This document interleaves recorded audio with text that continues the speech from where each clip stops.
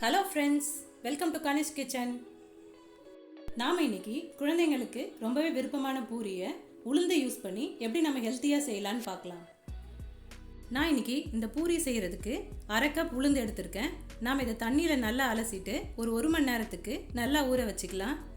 1 மணி நேரம் நல்லா ஊறினதுக்கப்புறம் நாம் இதிலேருந்து தண்ணியை வடிச்சிட்டு உளுந்து மட்டும் எடுத்து நம்ம மிக்ஸி ஜாரில் சேர்த்துட்டு அப்புறம் இது கூட 2 பச்சை மிளகாய், 1/2 ஸ்பூன் உப்பு, அப்புறம் கொஞ்சமாக தண்ணியும் சேர்த்துட்டு நாம் இதை நல்லா அரைச்சிக்கலாம். நல்லா அரைச்சாச்சு, இது இப்படியே இருக்கட்டும். இப்போ நம்ம ஒரு பவுலில் 2 கப் கோதுமை மாவு எடுத்துக்கலாம். அப்புறம் இது கூட 1/2 ஸ்பூன் கரம் மசாலா, 1/4 ஸ்பூன் பெருங்காயத்தூள், மிளகாய்த்தூள் 1/4 டீஸ்பூன், அப்புறம் கடைசியாக இது கூட நம்ம அரைச்சி வச்சுருந்த உளுந்தையும் சேர்த்துட்டு நாம் இதெல்லாத்தையும் நல்லா கலந்துக்கலாம். நாம் உளுந்து அரைக்கும் போது தண்ணி கொஞ்சமாக சேர்த்து தான் அரைக்கணும், நிறைய சேர்த்து அரைக்கக்கூடாது. இப்போ நம்ம இது எல்லாத்தையும் ஒன்றா சேர்த்து நல்லா கலந்தாச்சு. நாம் இப்போ இது கூட தண்ணியை கொஞ்சம் கொஞ்சமாக சேர்த்து நம்ம எப்பவும் சப்பாத்தி மாவு பிசைகிற மாதிரி பிசைஞ்சு வச்சுக்கலாம். மாவு நல்லா பிசைஞ்சாச்சு. இப்போ இது கூட ஒரு 2 டீஸ்பூன் ரீஃபைண்ட் ஆயில் சேர்த்துட்டு நாம் இதை மறுபடியும் நல்லா பிசைஞ்சிக்கலாம்.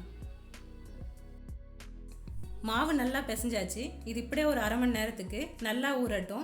1/2 மணி நேரத்துக்கு அப்புறம் நாம் இந்த மாவு ஒரு 5 நிமிஷத்துக்கு நல்லா அழுத்தி பிசைஞ்சிட்டு அதுக்கப்புறமா நம்ம இதிலேருந்து சின்ன சின்ன பால்ஸாக உருட்டி எடுத்துக்கலாம்.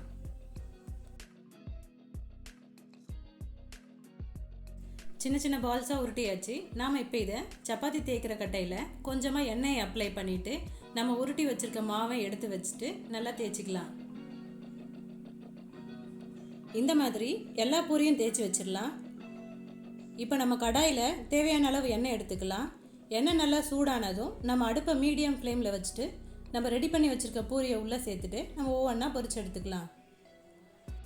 எப்பவும் ஒரே மாதிரியே பூரி செய்யாமல் இந்த மாதிரி டிஃப்ரெண்ட்டாக செஞ்சு கொடுத்தோன்னா குழந்தைங்களும் ரொம்ப விரும்பி சாப்பிடுவாங்க.